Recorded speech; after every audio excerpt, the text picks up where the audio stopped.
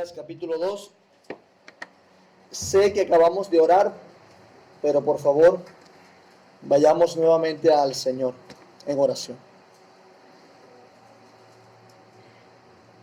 Padre, tú que estás en los cielos, tú que todo lo puedes, tú que eres soberano y que te has revelado claramente a tu pueblo, te quiero pedir, Señor, que una vez más obres en nosotros lo necesario para escuchar tu palabra.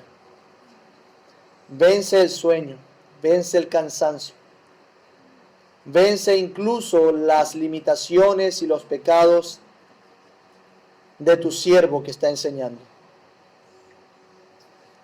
Que sea como sea, tu palabra sea muy glorificada, tu iglesia edificada, que pecadores vengan al arrepentimiento y que tu nombre sea honrado. Ayúdanos. Apelamos a ti porque te necesitamos. Espíritu Santo, está con nosotros en los méritos de Cristo. Amén. Dice Oseas capítulo 2. Esta es la cuarta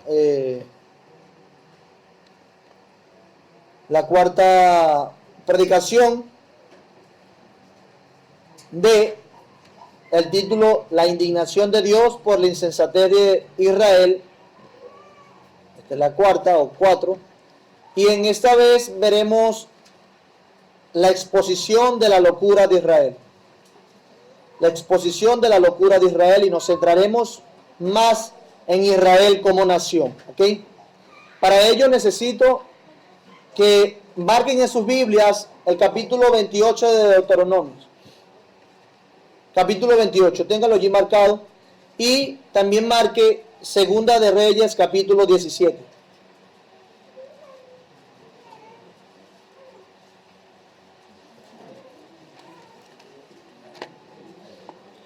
Deuteronomio, capítulo 28. Nos estaremos moviendo entre el capítulo 27, 28 y 29.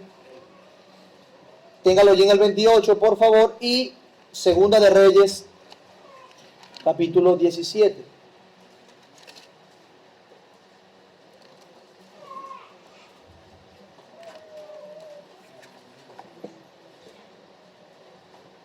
Leemos entonces el pasaje del capítulo 2, versículo 1 al versículo 12. Al 13, disculpen. Oseas capítulo 2, versículo 1 al 13. Dice así la palabra de Dios. Decid a vuestros hermanos Anmi y a vuestras hermanas Ruama. Contended con vuestra madre, contended, porque ella no es mi mujer ni yo su marido. Aparte pues sus fornicaciones de su rostro y sus adulterios de entre sus pechos. No sea que yo la despoje y desnude, la ponga como el día en que nació, la haga como un desierto, la deje como tierra seca y la mate de sed. Ni tendré misericordia de sus hijos, porque son hijos de prostitución. Porque su madre se prostituyó, la que los dio a luz se deshonró, porque dijo, iré tras mis amantes que me dan mi pan y mi agua, mi lana y mi lino, mi aceite y mi bebida. Por tanto, aquí yo rodearé de espinos su camino y la cercaré con seto y no hallará sus caminos. Seguirá a sus amantes y no los alcanzará. Los buscará y no los hallará. Entonces dirá, iré y me volveré a mi primer marido, porque mejor me iba entonces que ahora. Y ella no reconoció que yo le daba el trigo, el vino y el aceite, y que le multipliqué la plata y el oro que ofrecían a Baal. Por tanto, yo volveré y tomaré mi trigo a su tiempo y mi vino a su sazón, y quitaré mi lana y mi lino que había dado para cubrir su desnudez. Y vamos a ver de aquí en adelante en este sermón, y ahora descubriré yo su locura delante de los ojos de sus amantes, y nadie la librará de mi mano. Haré cesar todo su gozo, sus fiestas, sus nuevas lunas y sus días de reposo, y todas sus festividades. Y haré talar sus vides y sus higueras, de las cuales dijo, mis salarios son salario que me han dado mis amantes. Y las reduciré a un matorral y las comerán las bestias del campo. Y la castigaré por los días en que incensaba a los Baales y se adornaba de sus arcillos y de sus joyeles y se iba tras sus amantes y se olvidaba de mí, dice Jehová. Siguiendo la misma idea que traíamos los sermones pasados, veremos el juicio familiar y esta vez veremos este último cargo que Dios presenta. Veremos la evidencia y veremos la sentencia. Cuando hablamos del cargo que Dios presenta o que Dios usa a estos hijos de Gomer para entablar un juicio contra su madre, ese cargo que presenta esta vez es que no reconoció que Dios era su herencia. La evidencia que tenemos es que ella misma dijo acerca de sus vidas y sus higueras: mis salarios son el salario que me han dado mis amantes. Y luego veremos la sentencia, y esa sentencia la veremos en tres partes. Será expuesta, su gozo cesará y sus campos serán destruidos. Hablando de Israel. Sé que antes vimos palabras súper fuertes de juicio, juicios terribles contra Israel, cosa que nos conmovía, nos impresionaba. Pero lo que quiero decir es que Dios no juzga severamente porque sí. No es algo visceral o sádico de parte de Dios. Dios es justo y por cuanto es justo en lo que hace, su castigo siempre será proporcional al pecado. Y esta vez no es la excepción. Gracias, mi hermano. El castigo de Dios nunca es desproporcional. No es desacertado e inoportuno. Así que cuando Dios castiga, lo hace según su justicia y su santidad. Por eso debemos pensar en su santidad. Debemos pensar en la santidad de Dios. La Biblia nos enseña que Dios no tomará por inocente al culpable. Dice Habacuc que Dios no puede ver el mal. Muy limpio eres de ojos para ver el mal, ni puedes ver el agravio. Isaías, el profeta Isaías dice: y el hombre será humillado y el varón será abatido, y serán bajados los ojos de los altivos. Pero Jehová de los ejércitos será exaltado en juicio, y el Dios santo será santificado con justicia. Isaías 5, 15 y 16. Mis hermanos y amigos, Dios es santísimo. Dios es santísimo en su morada e incapaz de relacionarse con el pecado y la injusticia. Dice el salmista que en Salmos 19:9, el temor de Jehová es limpio, que permanece para siempre. Los juicios de Jehová son verdad, todos justos. También en el Salmo 119, versículo 75 dice: conozco, oh Jehová, que tus juicios son justos y que conforme a tu fidelidad me afligiste, dice el salmista. Pero hoy de nuevo veremos cómo Dios traza una sentencia proporcional a lo que ya había dicho y prevenido a Israel. Sí, porque lo que estaba pasando en este momento con Israel no era algo que Dios ya no hubiese anunciado. Dios anticipó el castigo. Dios habló de las bendiciones de la obediencia y habló de las maldiciones de la desobediencia, las consecuencias de nuestro pecado. Antes le mencioné que el pacto que Dios hizo era un pacto que implicaba varias cosas. Multiplicación, una nación grande, ¿recuerdan? Como las estrellas del mar. Bueno, como las estrellas del mar, no sé si son tantas así, pero como las estrellas de los cielos y la arena del mar. Pero el punto es que en el mar también hay estrellas, pero no sé si son tantas. Pero era una nación grande, y para ser una nación grande debía ser una nación fértil. También ese pacto de Dios que hizo con Israel implicaba una tierra productiva y fértil también, donde fluía leche y miel. También ese pacto incluía dominio, poder e influencia, con Dios siendo su ayudador, fortaleciendo su poder militar y siendo una nación que le haría bien a las otras a través de guardarse pura y fiel al Señor. Y en consecuencia, esto haría de Israel una nación próspera e envidiable. Una cosa que caracterizaba a Israel como nación era precisamente eso: prosperidad, estabilidad y grandeza en número e influencia. Como hemos mencionado, en su momento, justo antes de dividirse el reino, del declive de la nación, Dios a través de Salomón había hecho de Israel una nación envidiable. Envidiable e ideal frente a los otros reinos. Venían de todo el mundo a ver lo que sucedía en Israel. De modo que la cultura de esta nación y todo lo que tenía que ver con sus tradiciones que Dios le dio, las tradiciones, tenían que ver con eso.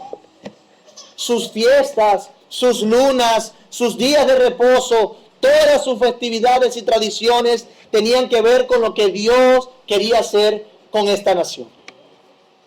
Dios no solamente quería un pueblo esclavo, subyugado y amargado, sino un pueblo alegre, gozoso y satisfecho en su Señor, al cumplir inclusive sus festividades. Como pasaba con cualquier otra nación, la alegría era notable cuando hacían fiestas. Y cuando hacían esas fiestas y cumplían esas tradiciones que Dios les dio, ellos se alegraban y se gozaban mucho. Pero también podemos pensar en su herencia, hasta en su herencia, sus campos, su tierra. Dios le daría esa tierra como herencia, tierra próspera donde fluye leche y miel. Y ellos celebraban esa prosperidad de la tierra a través de sus fiestas agrarias o agropecuarias. Sí, celebraban el trigo, celebraban cuando Dios le daba los cereales, los granos. Por eso es que en este momento se presenta, y debemos verlo entonces, este cargo a la luz de todo esto. Ella no reconoció, Israel no reconoció que Dios era su herencia. Dice el versículo 12 de Oseas 2: y haré talar sus vides y sus higueras, de las cuales dijo: mis salarios son salario que me han dado mis amantes, y las reduciré a un matorral, y las comerán las bestias del campo. Pero hemos visto hasta ahora cómo Israel, cual mujer fornicaria, se fue tras sus amantes, porque sus amantes, sus ídolos, Baal, Asera, Moloc, según le dieron todo lo que ella necesitaba para vivir. Ella no reconoció que era Dios quien le multiplicó el oro y la plata que ofrecían a Baal. Y ahora veremos cómo su degradación fue tal que no bastó con decir que sus riquezas se las daban sus ídolos por medio de la lluvia, sino que pensó también que sus amantes le habían dado su pago, su sueldo, su herencia en tierras de viñedos y sus higueras. Dios le prometió viñedos grandes y hermosos e higueras. Además, Dios se lo dio, pero ellos lo tomaron como un pago de sus dioses. Israel dijo que lo que tenían se lo había dado como retribución sus ídolos. Es mi sueldo. Por eso el Señor presenta este cargo. Ella no reconoció que Dios era su herencia. Daría Dios entonces la retribución debida a su obediencia, si ellos hubiesen sido obedientes. Pero Dios también daría la retribución debida a su desobediencia. Él es santo y Él es justo. Debe hacer justicia. Dios le dio esos campos, esas vides, esos higos, para que se alegraran en Él, para que se gozaran en su Dios. Pero ahora, por la insensatez de Israel, Él lo quitará. Literalmente la empobrecerá. Tenemos una evidencia. Ella dijo acerca de sus vides e higueras: mis salarios son salario que me han dado mis amantes. Lo que ella hizo fue algo abierto y claro. Lo dijo. Su vida se movía en torno a eso. Por eso alababan a Baal. Sí, se alegraban, hacían fiestas. Porque según Baal le había dado esos viñedos e higueras. Imagínense todos los beneficios que de hecho palparon como nación alguna vez por honrar a Dios. Lo que ellos experimentaron, inclusive con Jeroboam, un rey malo que Dios le dio prosperidad. Imaginemos esos beneficios de honrar a Dios y cómo el Dios Santo se hizo palpable en medio de ellos, en cuidado y prosperidad. Era algo que no podían eludir, era algo que estaba frente a sus ojos. Dios prosperando a través de los cultivos, a través de darle independencia como nación y protegerla, mandando la lluvia. Dios haciéndose palpable en cuidado y prosperidad. Las vides le proporcionaban a ellos lo necesario para celebrar. El vino, celebremos con vino. Las higueras les daban alimento y era un símbolo de paz y estabilidad. Vemos en los otros profetas cómo se dice, apelando a la paz que Dios traerá futuramente a Israel, que ellos estarán bajo sus higueras, diciendo que estarán en paz, sin preocupaciones. De modo que las higueras, además de dar alimento, las higueras eran un símbolo de paz y estabilidad. Pero la característica evidente y triste abominación de Israel hizo arder el furor, hizo arder de furor al Dios Santo. Dios amó, pero también se airó contra su impiedad, la impiedad de Israel. Entonces veamos cómo Dios hace justicia y veremos esa sentencia y la veremos de tres maneras. Dios dijo que la iba a exponer. Dios dijo que iba a hacer cesar su gozo. Dios dijo que iba a destruir sus campos. Leemos los versículos nuevamente. Vamos a leer nuestro pasaje del 10 al 13. Ve su Biblia. La expondrá, hará cesar su gozo y destruirá sus campos. Vean esa sentencia. Dice el versículo 10. Y ahora descubriré yo su locura delante de los ojos de sus amantes, y nadie la librará de mi mano. Haré cesar todo su gozo, sus fiestas, sus lunas nuevas y sus días de reposo y todas sus festividades. Y haré talar sus vides y sus higueras, de las cuales dijo, mis salarios son salario que me han dado mis amantes, y la reduciré a un matorral y las comerán las bestias del campo. Y la castigaré por los días en que incensaba a los Baales y se adornaba en sus zarcillos y en sus joyeles y se iba tras sus amantes y se olvidaba de mí, dice Jehová. Vemos entonces la exposición de su locura. Y ahora descubriré yo su locura delante de los ojos de sus amantes, dice esta parte, y nadie la librará de mi mano. Dios sabe que lo que hizo Israel fue una real locura. No solo le llama adúltera, fornicaria, sino que le dice loca. Sí, porque lo que hizo este pueblo fue una gran locura. Es que hay que estar fuera de sí para alejarse de Dios como lo hicieron luego de haberle palpado. Es una locura la insensatez de esta nación. Es una locura despreciar a Dios por irse tras las pasiones mundanas. Es una locura pensar que lo que tenían era la retribución que le daban sus ídolos y no Dios. Mis hermanos, esos campos, esos viñedos, esos higos no eran la recompensa de adorar a Baal. Era el legado y la herencia que Dios le había dado. Y cosa interesante es esta, muy interesante. Se dice que Dios la expondrá delante de sus amantes. ¿Sí lo ven en el versículo 10? Y ahora descubriré yo su locura delante de los ojos de sus amantes. Y esto es interesante, porque esos amantes eran los dioses que Israel adoraba. Pero, ¿con qué ojos verían estos dioses si eran dioses muertos? ¿Con qué ojos?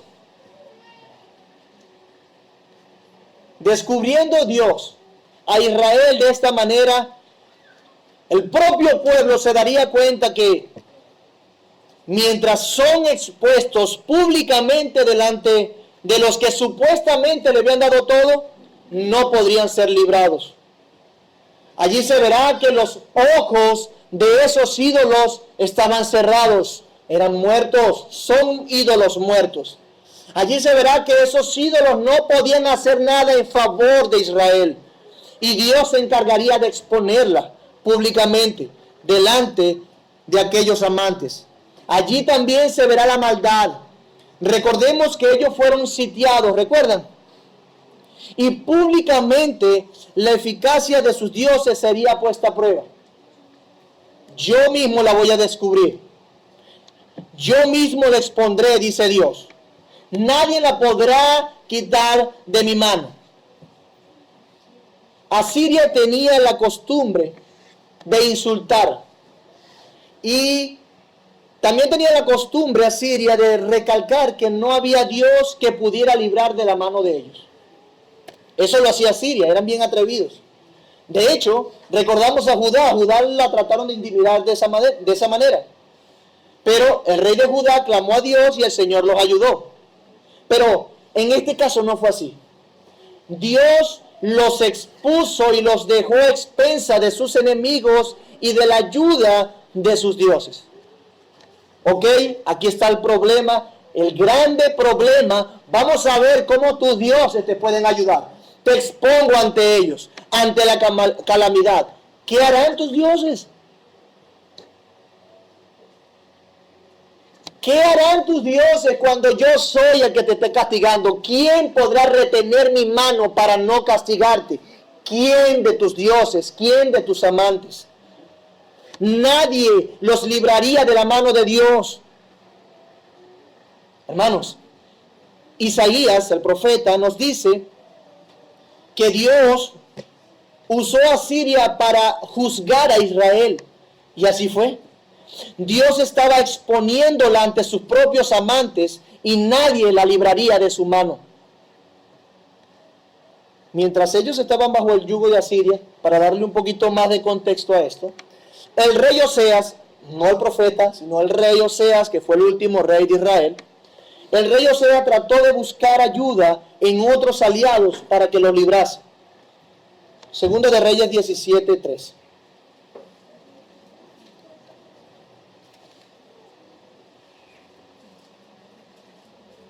Entonces, dice el versículo 3, hablando de Israel, contra este subió Salmanasar, rey de los asirios, y Oseas, el rey, fue hecho su siervo y le pagaba tributo. Stop allí.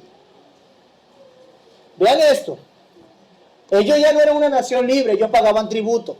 Ellos no eran independientes, se debían a otra nación más poderosa que ellos. Por eso es que dice que contra este subió Salmanasar, rey de los asirios, y Oseas fue hecho su siervo y le pagaba tributo. Versículo 4. Mas el rey de Asiria descubrió que Oseas conspiraba. Porque había enviado embajadores a So, rey de Egipto, y no pagaba tributo al rey de Asiria, como lo hacía cada año. Por lo cual el rey de Asiria le detuvo y le aprisionó en la casa de la cárcel. Pregunto, el rey Oseas, rey de Israel, estaba bajo un imperio, estaba siendo oprimido, estaba pagando tributo. La pregunta es, ¿en dónde buscó la ayuda? En Egipto. Envió embajadores al rey de So. Oye, ayúdame.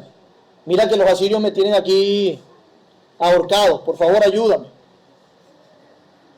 Pero inclusive cuando ellos buscaron ayuda en sus aliados paganos, ni siquiera el rey de Egipto, ni siquiera sus amantes pudieron librarlo ante Asiria, la hacha que Dios usó contra Israel.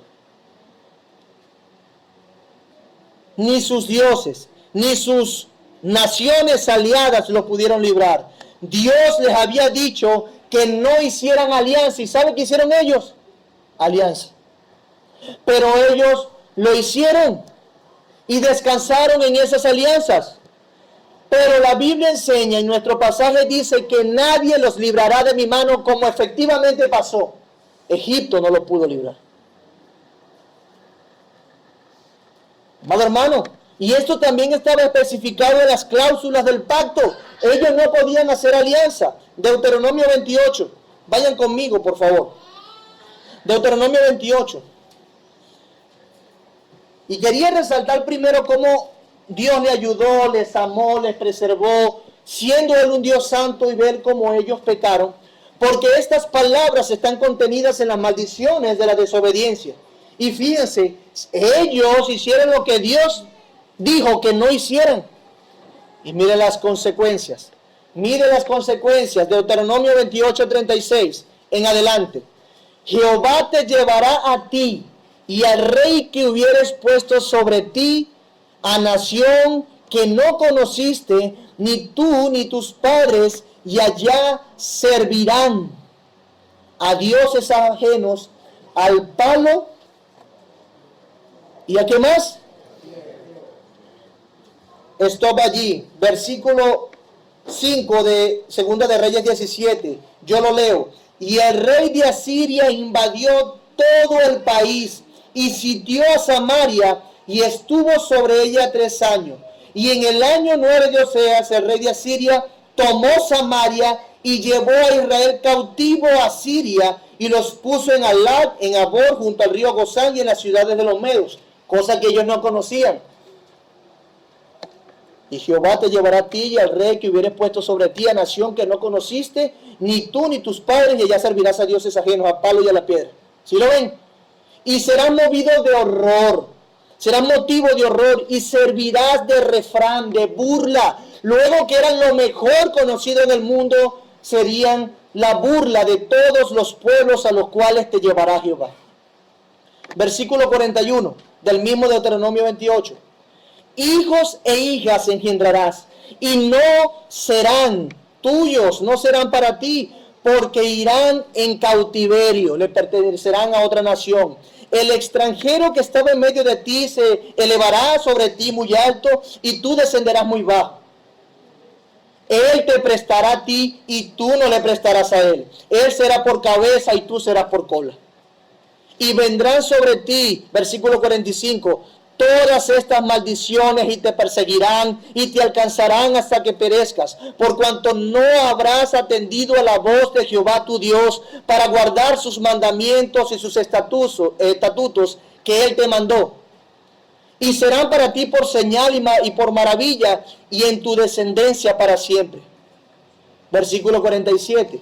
Por cuanto no serviste a Jehová tu Dios con alegría, por cuanto no serviste a Jehová tu Dios con gozo de corazón, por la abundancia de todas las cosas que Él le dio, servirás por tanto a tus enemigos que enviare Jehová contra ti, con hambre y con sed y con desnudez, y con falta de todas las cosas.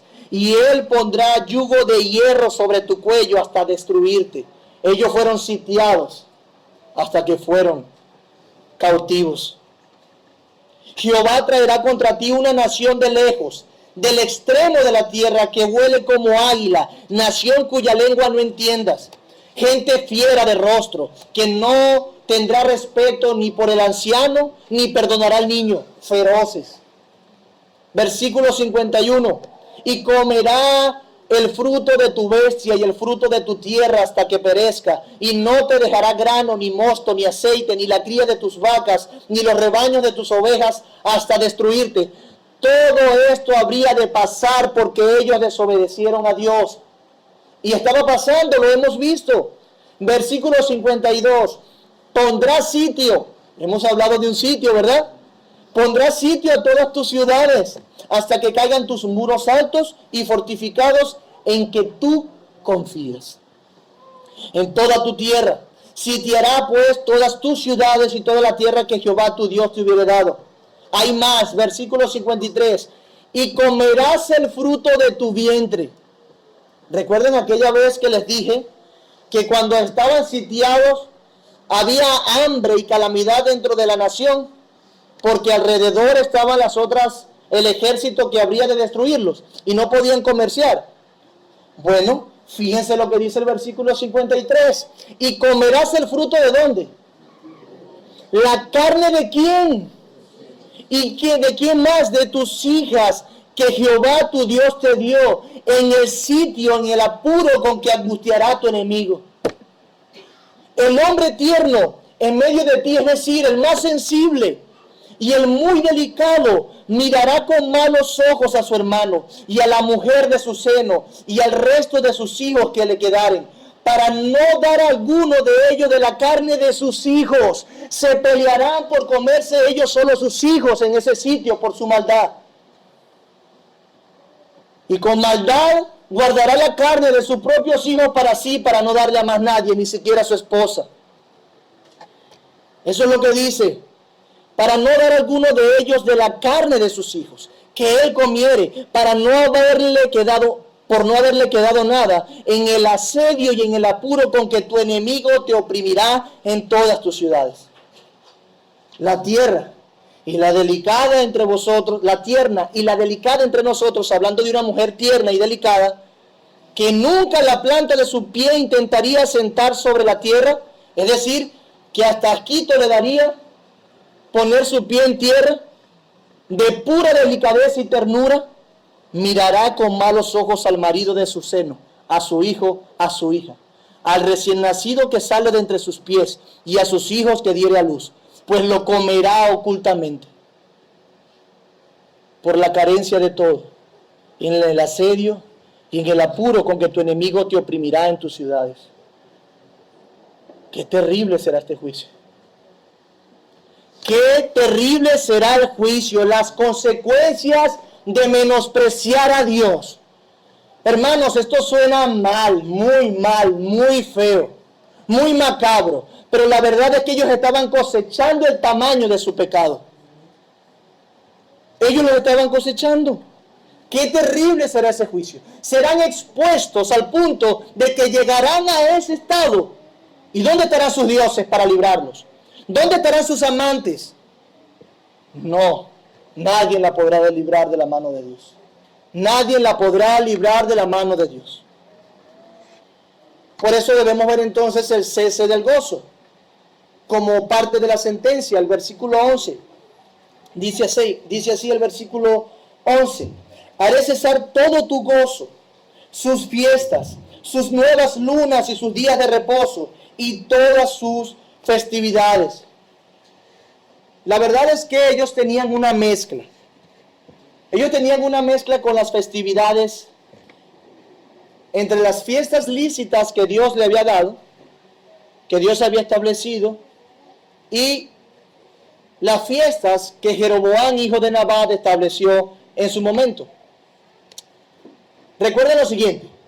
Recuerden que les dije que cuando se divide el reino, Roboam queda en el reino del sur, Jeroboam, hijo de Nabat, queda en el reino del norte.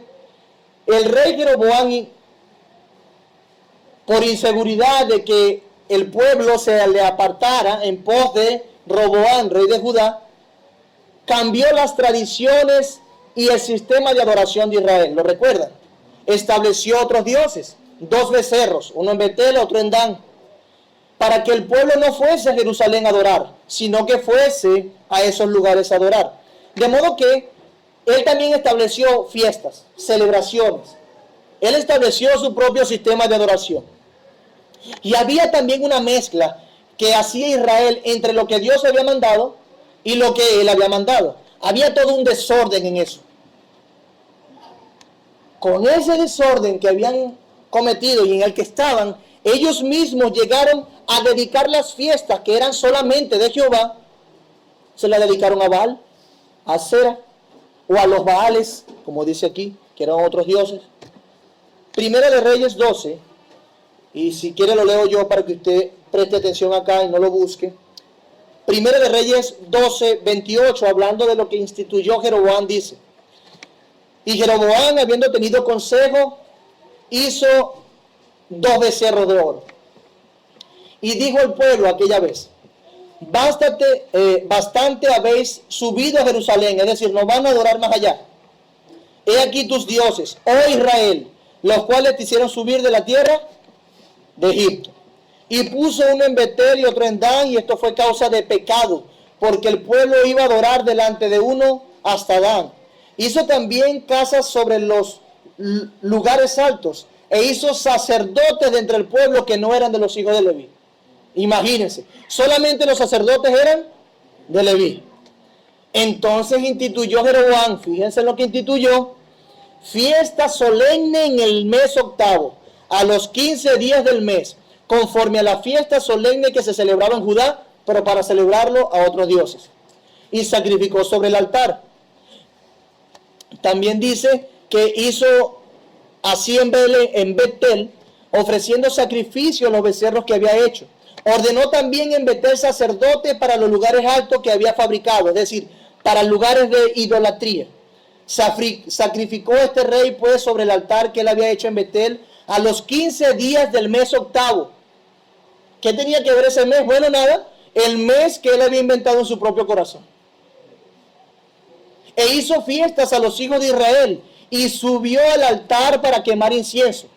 Él hizo lo que le dio la gana. Inventó otras fiestas. Fiestas que ahora serían la alegría y el gozo del pueblo. Entonces, el cese de estas fiestas sería un juicio y declaración de desagrado contra las fiestas que estableció Jeroboam, y también el cese de estas fiestas sería un juicio por el sincretismo que había y porque ellos dedicaron a otros dioses solo lo que debían dedicar a Dios. Juicio: yo quitaré las fiestas, versículo 11, haré cesar su gozo, sus fiestas, sus nuevas lunas y sus días de reposo y todas sus festividades. Hermanos, qué decadencia, ¿no? Qué decadencia la de esta nación. No solo no reconocieron lo que no debían reconocer, sino que celebraron a quien no debían celebrar. ¿Se imagina usted eso? Y espero que estén haciendo toda su película, ¿no? Ahí en la mente. ¿Se imagina usted eso, haciendo fiestas para recordar lo que Baal había hecho por ellos, cuando esas fiestas específicamente serán para recordar al Señor y su obrar en medio de ellos? ¿Se imagina eso? Hermanos, Dios deseaba que su pueblo se gozara en Él y estableció fiestas y tradiciones que invocaban la obra de Dios en medio de ellos. ¿Y saben qué? Ellos no se gozaron en el Señor. En las fiestas que Dios había establecido para que se gozaran en Él, no se gozaron, sino que se gozaron en sus amantes, en sus dioses. Una vez más, usando lo que Dios le había dado, había establecido, y se lo dedicaron a otros. Dios le dio algo para que se gozaran en Él y ellos se gozaron en otro. ¡Qué terrible! Pero no le pone a pensar eso en usted mismo, que debemos pedir perdón al Señor por no gozarnos y alegrarnos nosotros en lo que Dios estableció para que fuera nuestra alegría, para que fuese nuestro gozo, nuestra celebración. Piense usted, debemos pedirle perdón a Dios por la dureza cada domingo, cada vez que nos reunimos para adorar y decirle: Señor, perdónanos, Señor, por nuestra frialdad al celebrar tus obras. Perdónanos, Señor, por nuestra espontánea y pronta alegría para celebrarnos a nosotros mismos, pero por nuestra indiferencia cuando se trata de celebrarte a ti. Y deberíamos pedir perdón porque hacemos lo mismo que Israel. Una carga, una frialdad, un fastidio servir al Señor y celebrar su nombre. lo que Él ha instituido para que nosotros nos regocijemos y recordemos que Él es nuestro ayudador y nuestro salvador, nos es una carga. Y en vez de gozarnos, es una cosa más. ¡Qué fastidio! Pero cuando se trata de nosotros, nuestros logros, cuando se trata de nuestro cumpleaños, la alegría es muy grande. Cuando se trata de otro evento, la alegría es muy grande. ¡Qué insensatos somos! Dios nos dio en especial el día domingo para regocijarnos en Él, celebrando la resurrección de Cristo de sus muertos, de los muertos. Y nosotros no nos gozamos, no nos alegramos con los que dicen a la casa de Dios iremos. Debemos alegrarnos en cada actividad que nosotros propongamos en nuestros corazones, guiados por el Espíritu Santo para bendecir a Dios y alabarle. Es a Dios que deberíamos alabar. Podemos pasar mucho tiempo alegrándonos en otras cosas, pero lo que se trata es celebrar a nuestro Señor, que se acabe rápido. Ya estoy fatigado, qué fastidio. Tengo cosas que hacer. Sí, qué maldad la Israel, ¿verdad? Y nosotros. El Señor nos perdone. Cuando nosotros venimos con indiferencia, cuando se trata de reconocer su cuidado y de celebrarlo. Hablando de esto, también fue anticipado en aquellas palabras de Deuteronomio 28. Dice el versículo 47 y 48 del capítulo 28 de Deuteronomio: por cuanto no serviste a Jehová tu Dios con alegría y con gozo de corazón por la abundancia de todas las cosas. ¿Cuánto nos ha dado el Señor, verdad? ¿Cuánto? Servirás por tanto a tus enemigos que enviare Jehová contra ti con hambre y con sed y con desnudez y con falta de todas las cosas. Y él pondrá yugo de hierro sobre tu cuello hasta destruirte, le dijo Israel. Versículo 63, léalo conmigo allí. Deuteronomio 28, 63. Y vea esto. Así como Jehová se gozaba en haceros bien y en multiplicaros, era un gozo para Dios hacernos bien y hacerle bien a ese pueblo.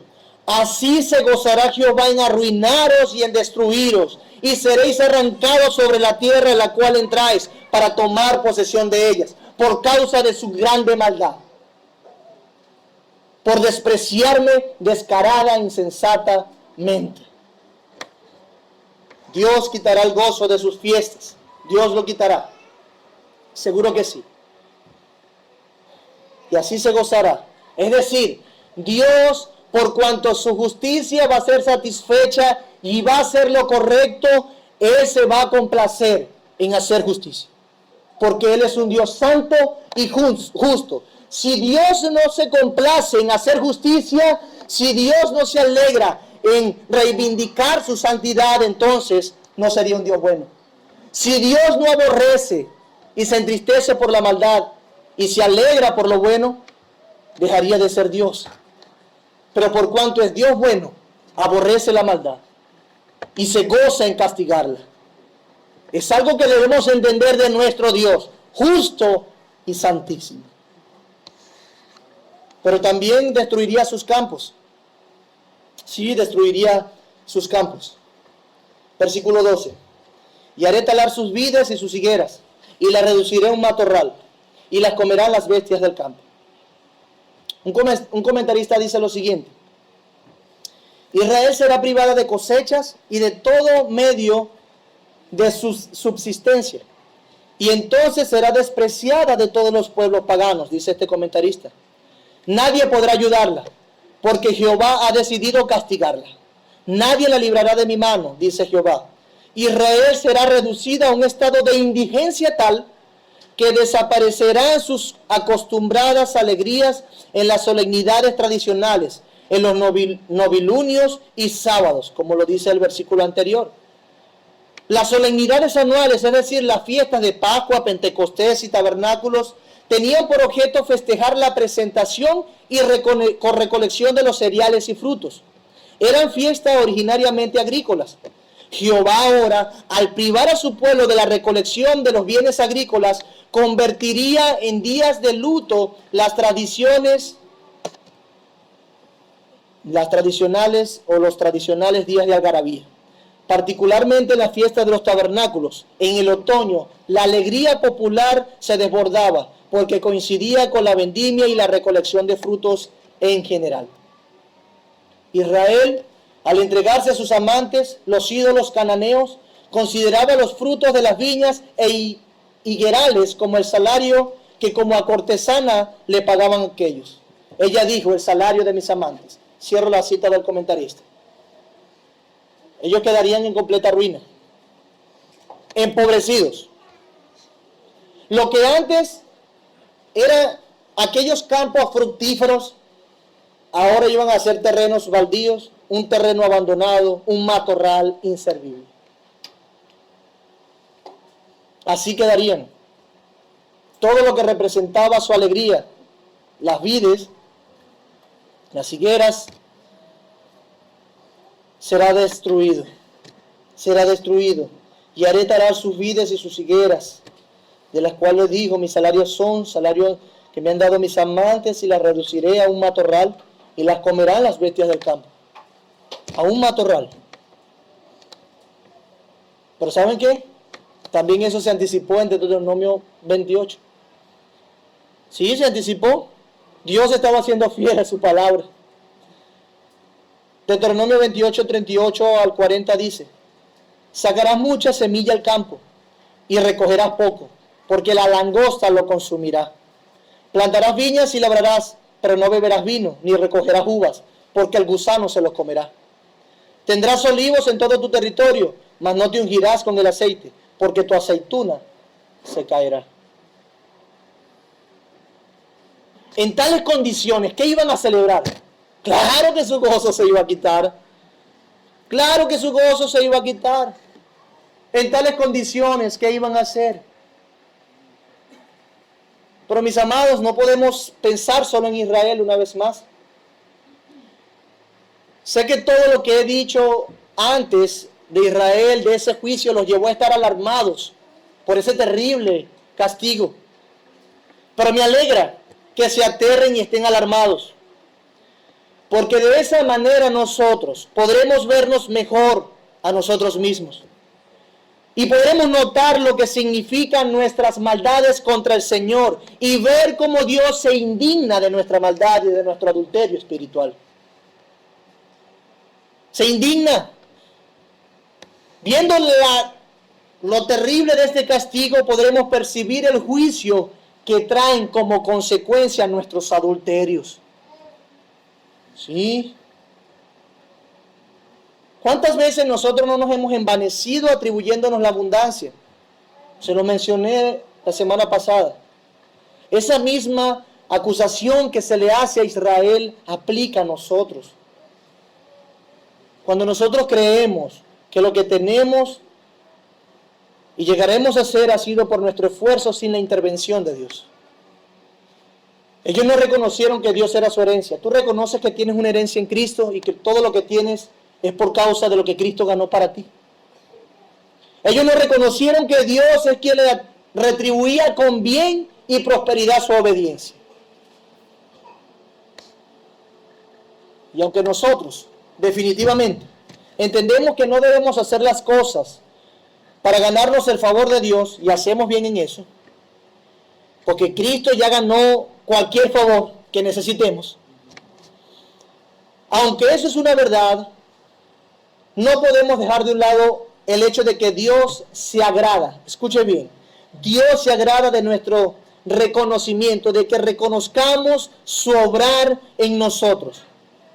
Él se agrada de eso.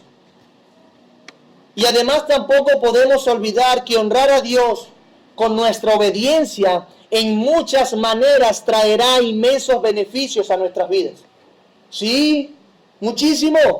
Por ejemplo, el que fumaba porque era un vicioso adicto, de seguro ahora ahorrará más y su salud mejorará si decide honrar a Dios dependiendo nada más de Él y no de otro vicio. Bueno, Dios no es un vicio, de otra cosa. El que era flojo verá resultados en su salud y en sus finanzas una vez decida honrar a Dios con su diligencia. El que era un orgulloso, independiente e individualista cerrado, ahora disfrutará del apoyo y la calidez de hermanos que le aman y le ayudan en sus necesidades y angustias. Beneficios, ¿verdad?, de honrar a Dios, entre otras muchas cosas. El que se caía caña todos los días, seguramente se guardará de una cirrosis. Seguramente tendrá más dinero para sustentar su familia. Seguramente podrá tener una relación más saludable que la que tenía cuando estaba dañado por el alcohol, embriagado. Hermanos, nosotros no nos ganamos la salvación al ser obedientes, no. Pero sí nos ganamos plenitud y la alegría de no tener nada que decirle al prójimo, de qué deberle al prójimo y un corazón centrado en Dios. Eso es lo que nos ganamos, plenitud en saber que estamos honrando a Dios, el que nos salvó. Es decir, ganamos satisfacción al saber que obedecemos a Dios y que le honramos por lo que ya Él hizo por nosotros, por lo que Cristo ganó por nosotros. Y así tenemos satisfacción al saber que nos esforzamos por no deberle nada a nuestro prójimo. Un corazón centrado en Dios. En eso hay beneficio. En eso hay mucho beneficio, de hecho.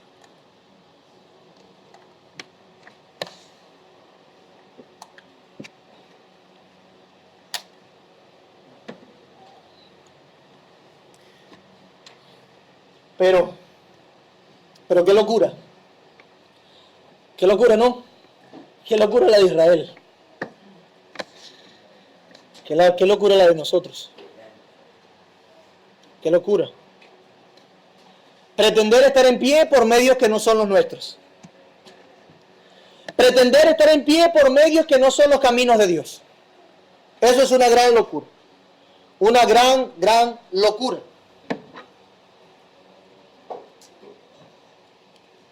Sí, pero también lo que para nosotros es una gran locura. Lo que nosotros hacemos es una gran locura.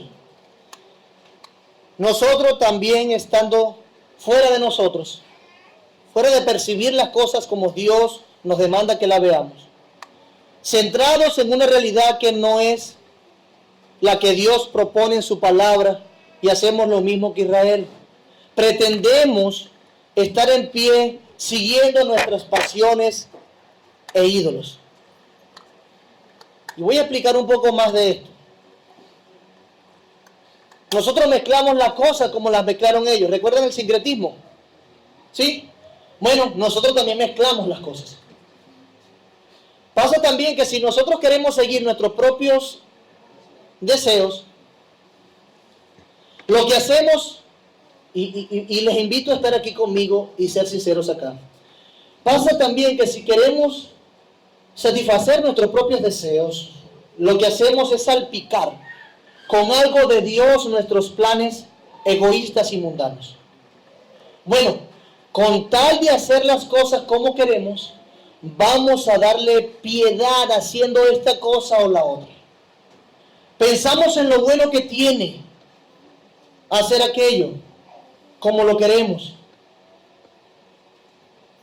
cuando lo que queremos es seguir nuestras pasiones, sabiendo que está mal, solo para callar nuestras conciencias y seguir nuestros caminos,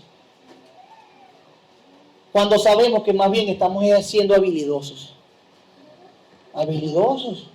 Qué bueno tiene, pero no está mal, puedo dar este argumento, y así escondo el que está realmente en mi corazón, las verdaderas intenciones de mi corazón. Juicio traerá pretender usar a Dios para limpiar lo que no se puede limpiar. Juicio, cuidado con usar a Dios. Terribles consecuencias, tarde, temprano Dios nos expondrá. ¿Sí? Dios nos expondrá. Las cosas saldrán a la luz y se verán realmente lo que estaba en nuestro corazón. Saldrá a la luz, no escaparemos. Tal cual Israel, nuestra locura será expuesta cuando las mentiras sean reveladas. cuando nuestras verdaderas intenciones sean descubiertas, y ni la mejor argumentación, ni la mejor excusa, ni la pintura de piedad que le pusimos a nuestras inclinaciones y decisiones podrán ayudarnos. Por eso es que el Señor Jesús decía que todo saldrá a la luz. Todo será descubierto. A Israel le llegó su momento.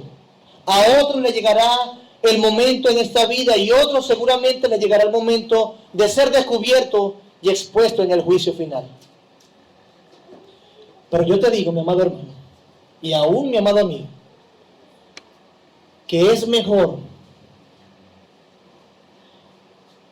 el mejor camino siempre será exponernos nosotros mismos ante el juez del universo por el bien de nuestras almas. Por el bien de nuestras almas. No calles. No calles.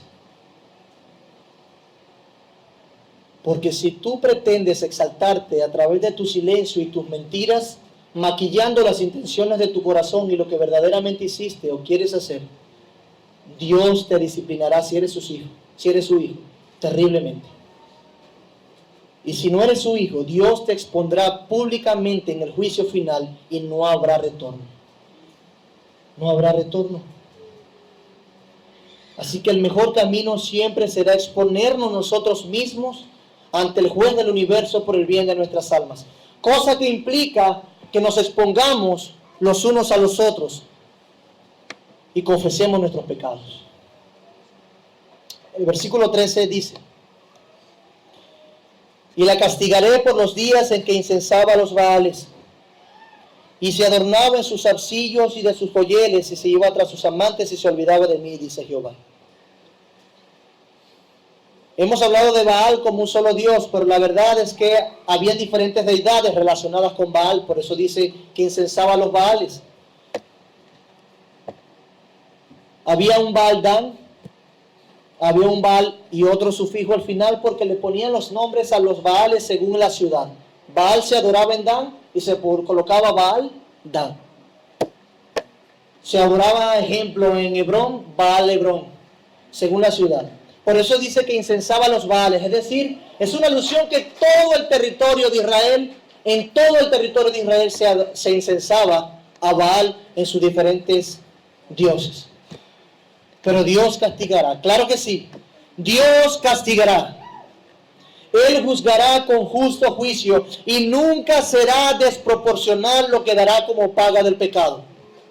Nunca será desproporcional, siempre justo. Al que ofendió obstinadamente al Dios Santo y nunca se arrepintió, recibirá el castigo por pecar contra la santidad de Dios. Recibirá la santa ira de Dios por la eternidad. Aquellos que también hemos ofendido su santidad y seguimos haciéndolo, pero lo reconocemos y nos hemos arrepentido de nuestros pecados, ciertamente seremos disciplinados. ¿Por qué? ¿Qué hijo es aquel a quien su padre no disciplina? Dios no va a disciplinar seguramente. Y puede ser muy terrible cuando nos discipline, mi hermano. Puede ser muy terrible cuando Dios nos humille públicamente. Pero insisto, Dios nos reivindicará si nos humillamos ante su poderosa mano. Y Él nos exaltará cuando fuere tiempo. Israel y Gomer se vestían para la adoración de sus ídolos. Nosotros también nos vestimos para la adoración de nuestros ídolos. Nos preparamos, de hecho. Planificamos y le damos rienda suelta a nuestras idolatrías. Basta solamente con ser un poco sincero, un poco transparente con nosotros mismos para darnos cuenta de eso. Nos preparamos para pecar. Pero lo triste de todo es que en ese momento entramos en una amnesia donde lamentablemente nos olvidamos de lo que sabemos de Dios y nos desplazamos hasta el pecado. Dice el versículo 13, y se iba tras sus amantes y se olvidaba de quién. ¿Se olvidaba de quién? ¿De quién se olvidó Israel? De su Dios. Se olvidaba de mí. Se olvidaba de mí, dice Jehová. Dios el esposo perfecto. Y véalo así. Dios el esposo perfecto. El que ha amado y ama perfectamente. Si usted, amada hermana, siente que su esposo la ha amado y usted siente un gran refrigerio, una plenitud y un deleite importante, si usted ha experimentado eso de un hombre en algún momento porque la amó mucho, imagínese lo que implica que el esposo, que es mejor que cualquier esposo que estamos aquí, ame perfectamente. Eso es amor. Eso es amor. Dios el esposo perfecto, el que ha amado y ama perfectamente, siendo olvidado por la mujer, que en la historia conocida y en el universo ha sido la más amada.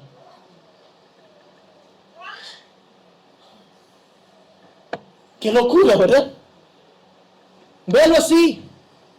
¿Cómo se come la cuestión de que una mujer, siendo la que ha sido amada perfectamente, sin defecto, habiendo recibido un amor perfecto, Dios amándola y ella recibiendo ese amor, la más amada, la más exaltada entre todas las naciones, olvidándose de su amante esposo? Se olvidó la mujer que no tenía quejas, que no podía quejarse, que no encontró nada malo en su esposo. ¿Sabe qué? Se olvidó de su esposo. La más amada olvidándose del más amante. Cuénteme de qué película romántica podemos relacionar con eso. Y nosotros, mis amados, hey, estoy hablando de ti, mi hermano. Nosotros, los más amados, olvidándonos cada vez que pecamos del que el que más nos ha amado jamás. Se aplica a nosotros. ¡Qué locura!, ¿verdad? Sí, por eso dice que Dios expondrá su locura, porque es terrible lo que hizo Israel. Es terrible que se olvidara de su esposo amante. Él no pecó, él no la defraudó, él la amó, la cuidó, la prosperó. Cumplió su palabra y ella se olvidó de él. Qué gran locura.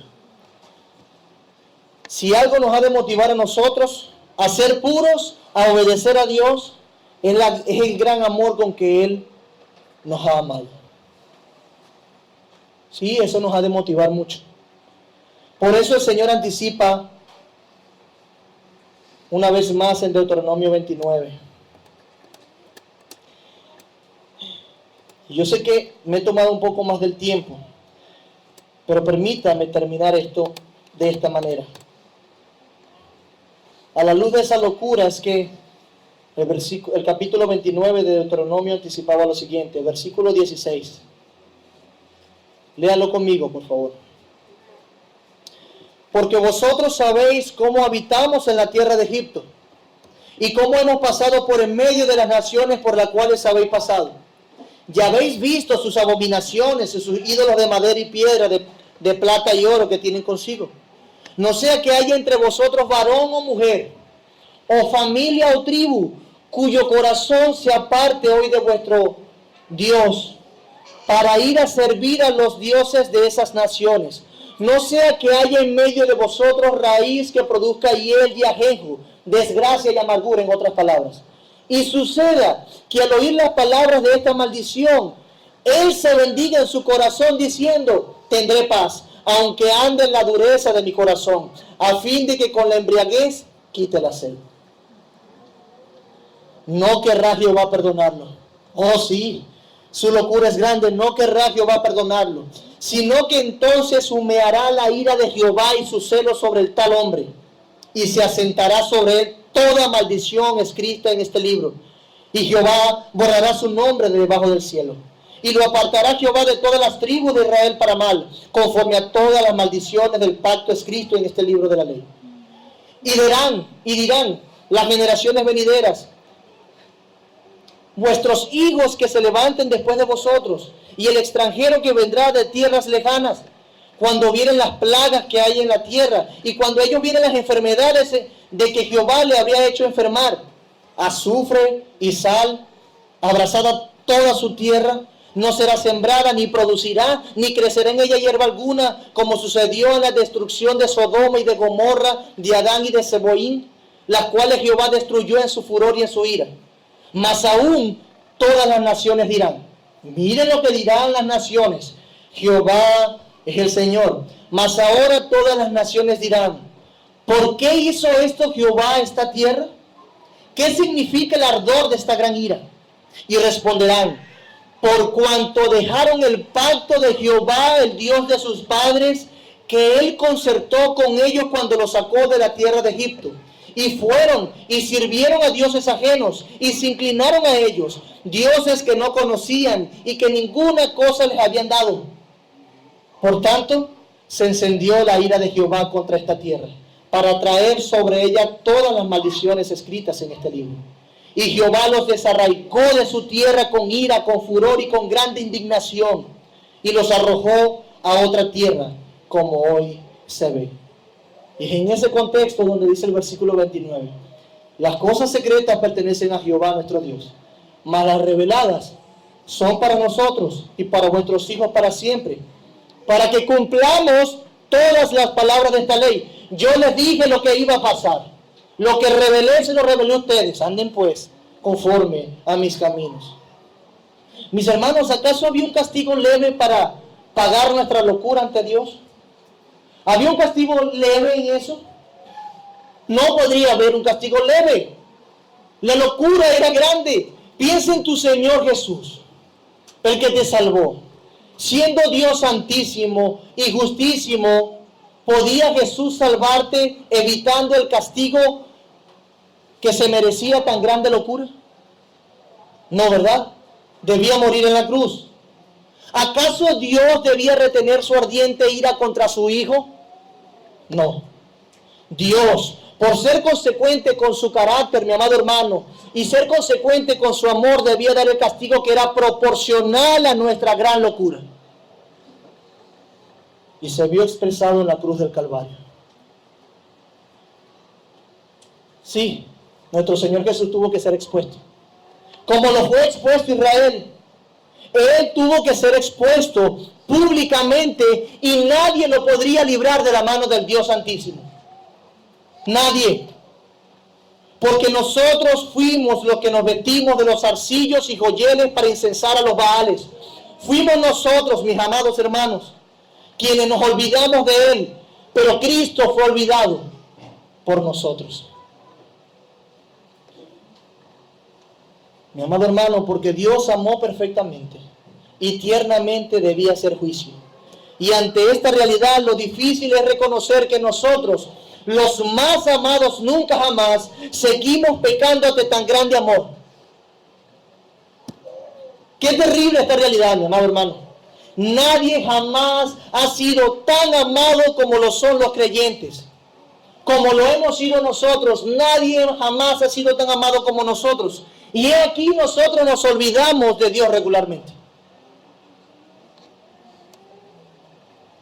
Pero bendito sea nuestro Señor Jesús, que llevó el castigo de nuestra locura, para que nosotros ahora, por siempre, eternamente, seamos los amados de Dios.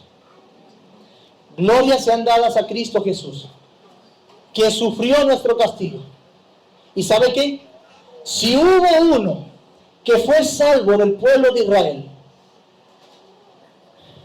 entonces, si ese del pueblo de Israel se merecía todo el castigo que hemos leído, ¿sabe quién lo padeció por él? Jesús en la cruz. Todo el castigo cayó sobre Cristo. La santa indignación. Pero si tú te arrepientes, mi hermano, mi amigo, y te humillas antes de ser expuesto forzadamente, recibirás el consuelo de Cristo, el sustituto, y Dios te exaltará cuando fuere tiempo. Así que aunque terribles sean estas palabras, espero también sirvan de consuelo para tu alma, al arrepentirte y al saber que ya otro murió en tu lugar y llevó el castigo por ti y fue expuesto públicamente por ti. El Señor nos dé la gracia de pedirle más gracia para poder corresponderle a su gran amor. Señor, gracias. Gracias por este tiempo.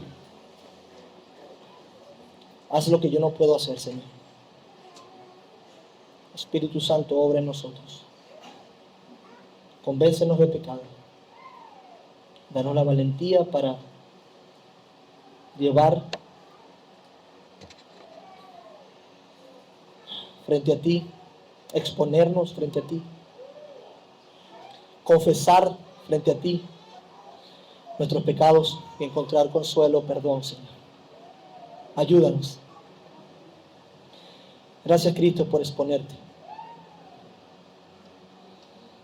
Gracias porque tú fuiste olvidado por Dios para que nosotros no fuésemos olvidados. Te bendecimos y te alabamos en el nombre tuyo, de Jesús. Amén.